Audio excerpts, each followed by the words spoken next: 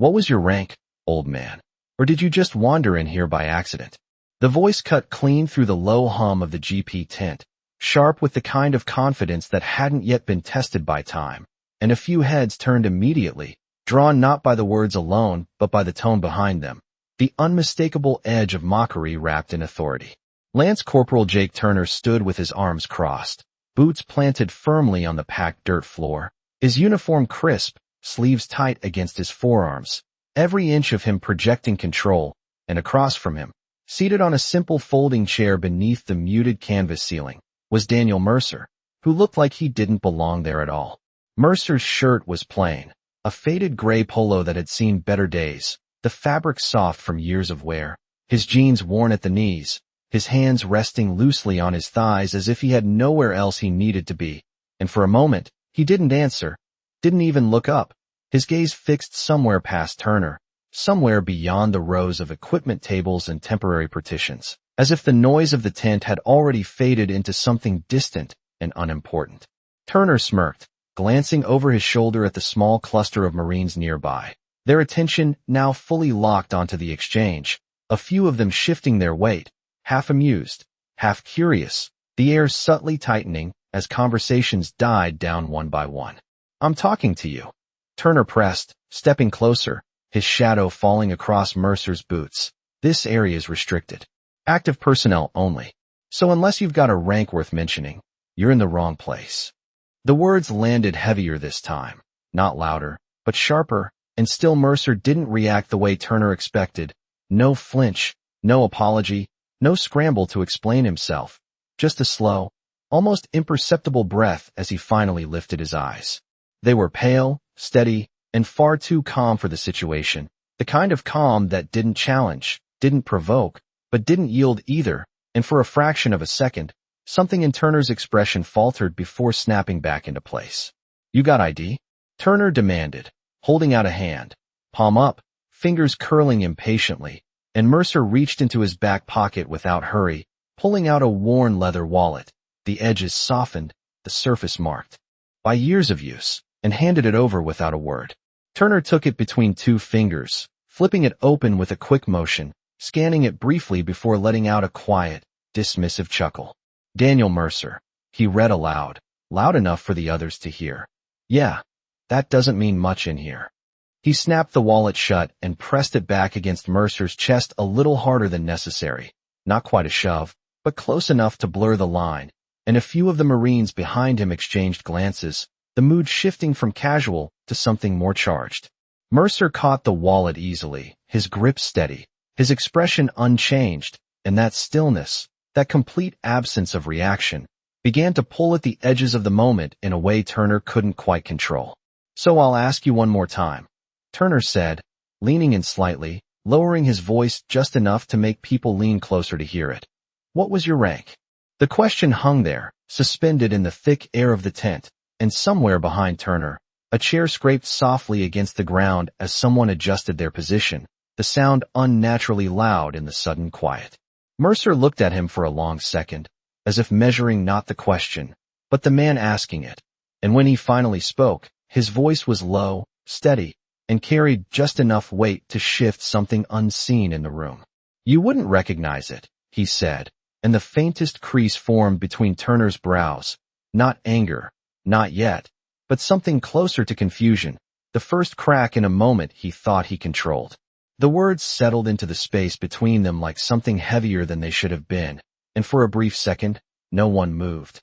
Not even Turner, who straightened just slightly as if trying to recalibrate the moment back into something familiar, something he could control, but the balance had shifted in a way he could not quite explain, and it irritated him more than outright defiance ever could. "I would not recognize it," he repeated, a faint scoff threading through his voice as he took half a step back and looked over his shoulder again, searching for confirmation in the faces of the other Marines, a silent request for agreement that came quickly in the form of quiet chuckles and smirks, the tension easing just enough for him to lean back into it. "That sounds about right," Turner said, louder now, turning the exchange into something performative, something meant to entertain the small crowd that had formed around them. Because usually when someone says that, it means they never had one worth mentioning. A few of the Marines laughed more openly this time, the sound bouncing softly off the canvas walls, but it did not carry far, not the way laughter usually did, as if something in the room was holding it down, keeping it contained. Mercer did not respond, did not defend himself, did not even shift in his chair, and that quiet, that complete lack of reaction, began to draw more attention than any argument could have, pulling eyes from across the tent, technicians pausing mid-task, a sergeant at a nearby table lowering a clipboard just enough to watch without being obvious. Turner noticed it, too, and it sharpened his tone. "You know what?" he said, reaching out again, this time tapping the edge of Mercer's wallet still resting loosely in his hand. "Let me see that again." Mercer handed it over without hesitation, the motion slow but deliberate, and Turner flipped it open once more, this time digging deeper, sliding a finger beneath one of the inner sleeves until something thin and folded caught his attention. "What is this?" Turner muttered, pulling out a small, worn card. The paper creased and softened with age, the ink slightly faded but still legible, and he squinted at it for a moment before his lips curved into a grin that was sharper than before. "Oh, this is good," he said, lifting it higher so the others could see. "You carrying around your own little nickname now?" He read it out loud, each word drawn out just enough to underline the mockery. Ghost 6. The name hung in the air, unfamiliar to most, meaningless to many, and for a second, it seemed like nothing more than another prop in Turner's performance, another reason to laugh, and a few of the Marines did, shaking their heads, one of them muttering something about old war movies under his breath. Turner looked back down at Mercer, eyebrows raised, waiting for a reaction that did not come. "What is that supposed to be?" he pressed, tapping the card lightly against his palm. "Some kind of fantasy call sign you made." "Up." Mercer's eyes flicked briefly to the card, then back to Turner, and for the first time, there was a subtle shift in his expression, not anger, not even irritation, but something quieter, something older, like a memory brushing the surface before settling back down. When he spoke, his voice did not rise, did not push, but it carried through the tent with a clarity that made people listen whether they meant to or not. "That name kept men alive," he said, and the words were simple, almost understated, but they landed differently than anything that had been said so far, not sharp, not loud, but steady, anchored in something that did not need to prove itself. Turner let out a short laugh, quick and dismissive, but it came a fraction too late, a fraction too forced, and behind him, unnoticed by most, Private Noah Briggs had gone completely still, his eyes fixed not on Mercer, but on the card in Turner's hand, a faint crease forming on his forehead as something in the back of his mind struggled to surface, something he had seen before, somewhere he could not immediately place, but knew, with a growing and uncomfortable certainty, that it did not belong in a joke. The laughter that followed Mercer's words did not carry the same weight as before. It came thinner, uncertain at the edges, and Turner felt it even if he did not fully understand it. The shift subtle but undeniable, like a change in air pressure before a storm, and he tightened his grip on the worn card, as if holding on to control itself. "Kept men alive," he repeated, rolling the phrase in his mouth with a hint of disbelief, though his tone now carried a faint strain beneath the surface confidence. "That is a bold claim for something that looks like it came out of a souvenir shop." He flicked the edge of the card lightly with his thumb, the small motion sharp in the quiet that had begun to settle over the tent, and a few of the Marines shifted their weight, their earlier amusement fading into something more cautious, more observant, as if they were no longer watching a joke unfold, but something they could not quite name. Mercer did not respond, did not correct him, did not elaborate, and that silence, that refusal to expand or defend, began to press in on the moment from all sides, making Turner's voice feel louder than it actually was, more exposed. "You know what I think," Turner continued, stepping a half-pace closer again, trying to reclaim ground that felt like it was slipping. "I think you are hoping nobody asks too many questions, because once they do, all of this falls apart." He gestured loosely with the card, but the motion lacked the earlier ease, and in the background, Private Noah Briggs swallowed hard, his eyes still locked on the name written in faded ink, his mind finally catching up to the recognition that had been building since the moment he heard it spoken aloud. He had seen it once, not in a story, not in a movie, but in a training briefing, buried deep in a section most recruits skimmed past, a reference to a call sign that was never officially listed, never fully explained, only mentioned in passing as something classified, something tied to operations that were not discussed in detail, and the more he tried to ignore it, the clearer it became, the letters aligning in his memory with a weight that made his chest tighten. "Corporal," Briggs said quietly, the words slipping out before he could stop it, and Turner did not turn immediately, did not want to break the focus of the moment he was still trying to control, but the hesitation was enough to draw attention, enough for a few heads to shift toward Briggs. "What?" Turner snapped, not looking away from Mercer, his eyes fixed, his posture rigid, as if daring the older man to react, to give him something he could push against. Briggs took a step forward, slower than he intended, his boots making a faint crunch against the ground that sounded louder than it should have in the growing stillness, and he lowered his voice, but not enough to keep it contained. "I think you should check that again," he said, his gaze flicking between the card and Turner's face, uncertainty and urgency tangled together in his expression. Turner finally turned, just enough to glance over his shoulder, irritation flashing across his features, but there was something else there now too, something less certain, something that had not been there before. "Check what?" he asked, holding the card up slightly as if it were nothing more than paper, but his grip had tightened without him noticing.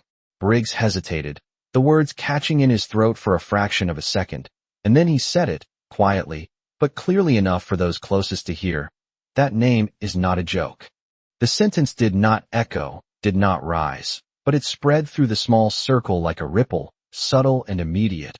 And for the first time since the exchange began, Turner did not have an immediate response, his eyes dropping briefly to the card in his hand, as if seeing it differently now, not as a prop, not as a punchline, but as something he might not fully understand, and behind him, the tent had gone so quiet that even the distant hum of equipment seemed to fade, leaving only the sound of steady breathing and the faint rustle of canvas in the wind.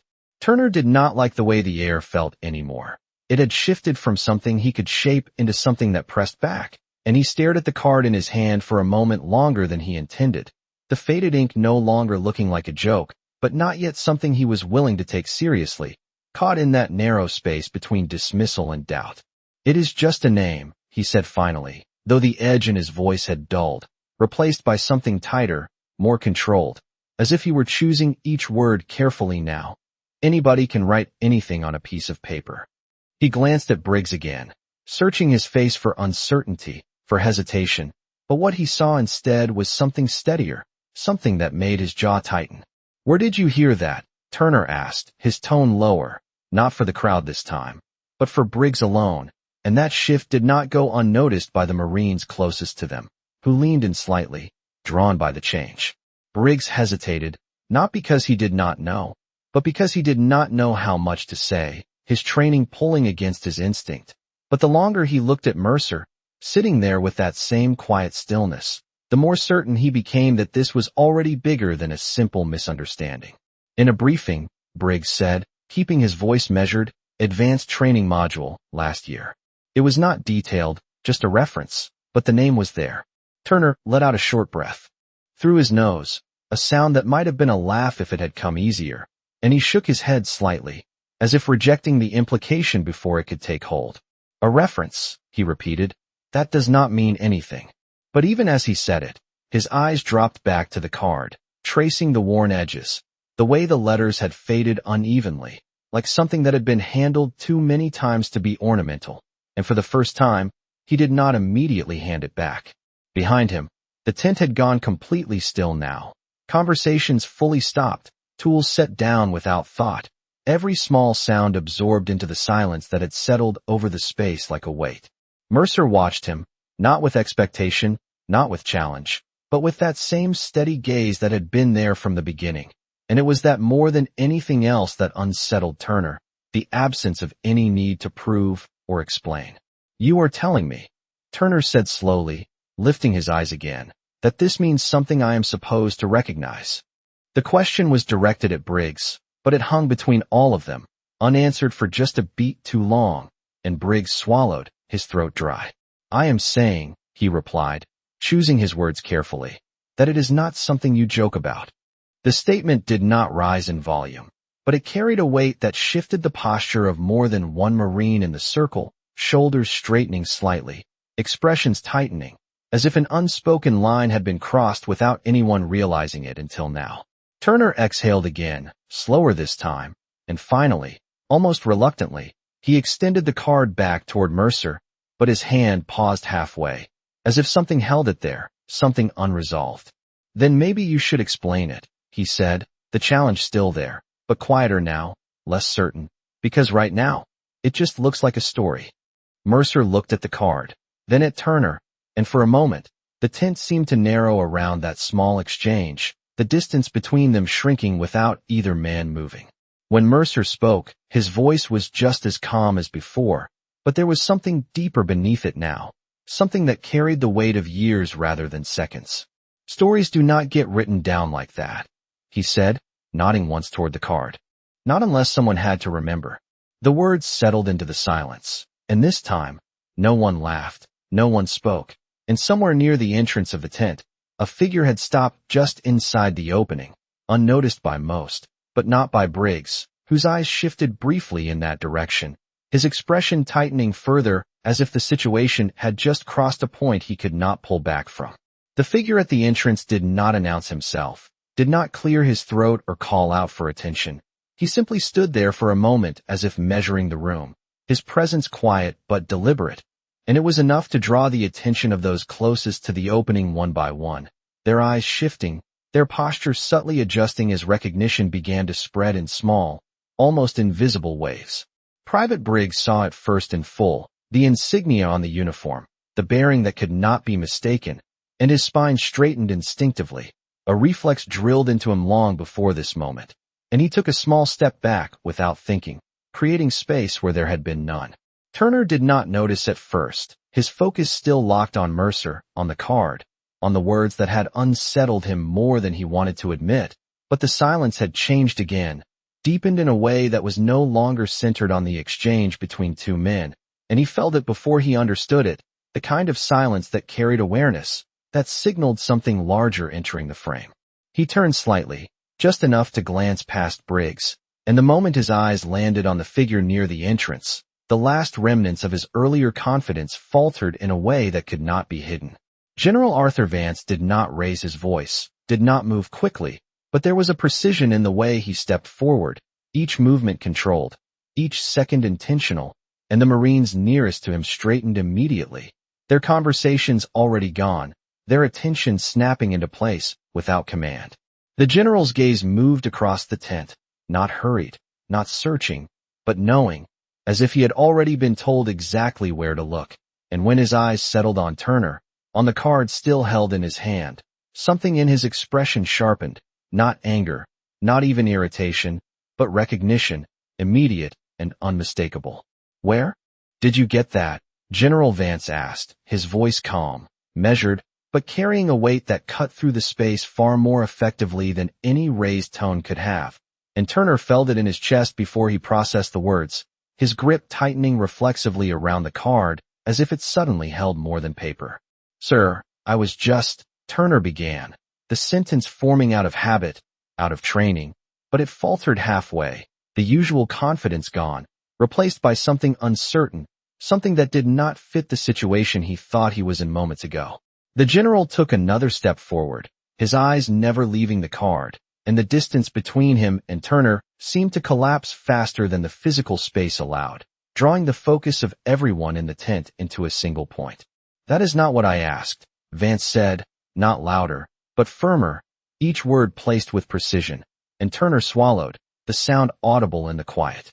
It was in his wallet, sir, he replied, finally extending the card outward, the motion slower than before, careful now, as if the object itself demanded a different kind of handling. General Vance took it, not hastily, not roughly, but with a deliberate steadiness, his eyes dropping to the faded ink, and for a moment, the entire tent seemed to hold its breath. The general did not speak immediately, did not look up, and that pause stretched just long enough to become something else entirely, something heavy, something that pressed down on every person watching. Then, slowly, he lifted his gaze, not to Turner, not to Briggs, but to the man still seated in the folding chair, unchanged, unmoved, as if the arrival of a four-star general had altered nothing about his place in the moment. "Sir," General Vance said, and the word landed differently than any that had been spoken before, stripped of assumption, filled instead with something unmistakable, something that rippled through the tent in silence as every Marine present felt it at once. The shift from question to recognition, from uncertainty to something far more final. The word lingered in the air long after it was spoken, not because it was loud, but because of what it carried, and for a moment, no one moved. No one even seemed to breathe, as the weight of it settled across the tent in a silence that felt deliberate, almost reverent. Turner stood frozen where he was, his hand still half raised from where he had passed the card, his posture caught between what he had been and what he was beginning to understand, and he could feel the shift around him, not just in the room, but in himself, something tightening, something recalibrating under a pressure he had not anticipated. General Vance did not break eye contact with Mercer, did not glance back at Turner or Briggs, as if everything that mattered in that moment existed only in the space between the two of them. And when he took another step forward, it was not with authority alone, but with something quieter, something closer to respect. "I was not informed you would be here," the general said, his voice still controlled, but carrying a tone that had changed from before. The edges softened, the weight redirected, and Mercer gave a small nod, not rising from his chair, not adjusting his posture, as if the acknowledgment required nothing more. "I did not plan to be," Mercer replied, his voice even, unhurried, and the exchange, brief as it was, held more meaning than anything that had come before it, something understood without explanation, something that did not need to be spoken aloud. Around them, the Marines stood perfectly still now, shoulders squared, eyes forward, but their focus had shifted entirely, no longer on Turner, no longer on the confrontation, but on the quiet gravity of what was unfolding in front of them, and Briggs felt it more sharply than most, the realization settling into place with a clarity that made his chest feel tight. Turner swallowed again, the motion subtle but visible, and he lowered his hand slowly, as if any sudden movement might break something he did not fully understand, his eyes moving from the general to Mercer and back again, trying to reconcile the image in front of him with the assumptions he had made just minutes ago. "Sir," Turner began, his voice different now, stripped of the earlier edge, but the word felt insufficient, misplaced, and he stopped, unsure of how to continue, unsure of where he stood in a moment that had moved beyond him. General Vance shifted his attention then, just enough to glance at Turner, and the look was not harsh, not reprimanding, but it carried a clarity that needed no elaboration, a silent correction that landed deeper than any spoken order. "That name," the general said, holding the card between his fingers, "is not something you question lightly." He turned it slightly, as if seeing it again after a long time, and for a brief second, something in his expression flickered, something personal, something remembered, before it settled back into the controlled composure of command. "There are records that do not make it into briefings," he continued, his voice low, measured, each word deliberate, "and there are men who do not appear where you expect them to." The statement hung in the air, not as a reprimand, but as a correction of perspective, and Turner felt it land fully this time, the last pieces of his earlier certainty falling away as he straightened unconsciously, his posture aligning with the rest of the Marines around him. Mercer remained where he was, unchanged, his hands still resting loosely, his gaze steady, and for the first time since the exchange began, Turner understood that the stillness he had mistaken for weakness had never been that at all. It had been something else entirely, something he was only now beginning to see. General Vance took one final step closer, closing the distance completely, and without hesitation, without announcement, he returned the card to Mercer with both hands, the gesture precise, deliberate, and unmistakable, and in that moment, the silence in the tent deepened once more, not out of tension, but out of recognition, as if every person present understood, all at once, that the balance of the room had shifted in a way that could not be undone. The gesture did not end when the card returned to Mercer's hand. It lingered in the space between them, carried in the posture of the general, in the stillness of the man seated before him, and in the way every Marine in the tent seemed to understand, without instruction, that something had just been acknowledged that went far beyond rank or uniform. General Vance straightened slowly, but he did not step back, did not create distance, and that alone was enough to deepen the silence that had already settled across the room. "We owe you more than notice," he said, his voice quieter now, not meant for the entire tent, but heard by all the same, carried by the weight of intent rather than volume. And Mercer gave the slightest shake of his head, a small motion that dismissed the idea without disrespect, as if the concept itself did not apply. "You do not owe me anything," Mercer replied, his tone even, almost matter of fact, and the simplicity of it landed harder than any declaration could have, causing more than one Marine to shift subtly, the words settling in places they did not expect. Turner stood just a step behind now, no longer at the center, no longer the one driving the moment, and he felt it fully, the displacement, the realization that the space he had filled minutes ago had been taken by something he could not compete with, something he did not yet understand. And for the first time since the exchange began, he lowered his gaze briefly, not out of command, but out of recognition. General Vance glanced toward him then, just for a moment, and that look carried no anger, no open correction, but it held something far more precise, a quiet expectation, a standard being set without a single word spoken aloud. And Turner straightened instinctively, his shoulders pulling back, his stance aligning with the rest of the Marines around him. "Lance Corporal," the general said, not raising his voice, but ensuring it reached him clearly, and Turner responded immediately, "Yes, sir." The words firm, controlled, stripped now of any earlier edge. "You asked a question," Vance continued, turning slightly so that both Mercer and Turner were within his line of sight, "and you received an answer." He paused, just long enough for the statement to settle, for its meaning to unfold in the quiet that followed. "Some answers are not meant to impress you," he added, his tone steady, deliberate. "They are meant to remind you."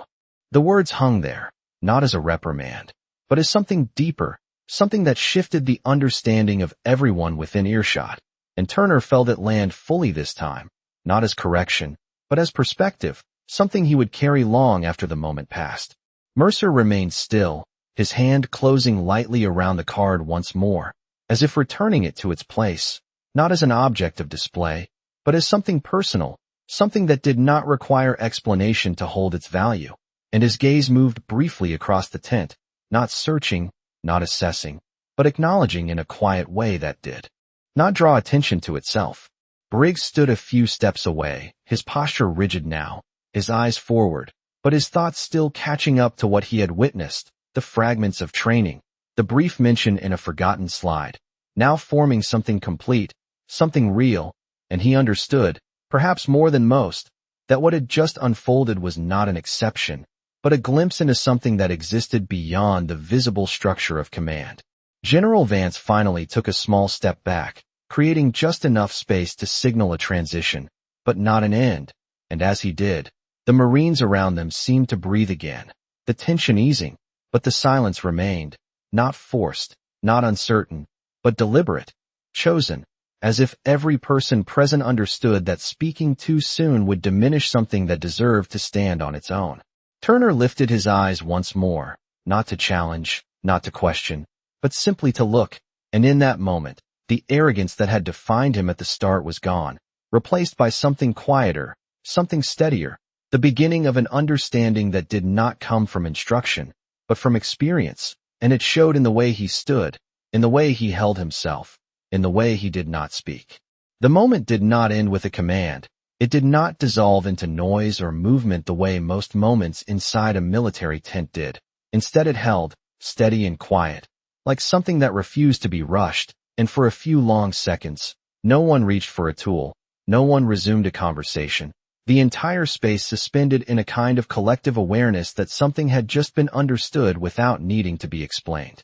General Vance turned slightly, his gaze moving across the Marines who had gathered, not as a sweep of authority, but as a quiet acknowledgment, and one by one, they adjusted, not because they were ordered to, but because they recognized the shift themselves, shoulders squared, eyes forward, the casual looseness that had filled the tent earlier replaced by a stillness that carried intent.